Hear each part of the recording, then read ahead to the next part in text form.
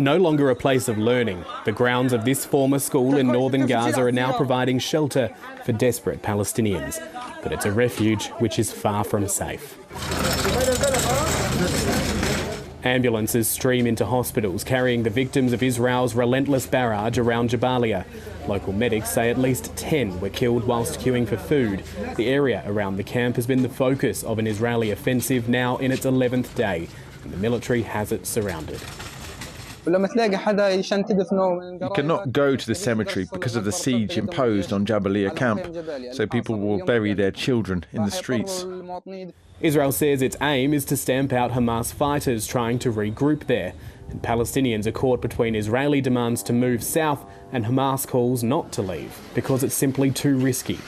The wall of military operations, the intensity of the fighting that they're confronted with wherever they go means that they can't leave. There are grave fears that Israel is trying to empty Gaza's north of all civilians, in line with a controversial blueprint for war drafted by former Israeli generals. The IDF says no plan is being put in place, but the United Nations argues that Israel's actions suggest otherwise, that it is trying to cut off northern Gaza from the rest of the Strip.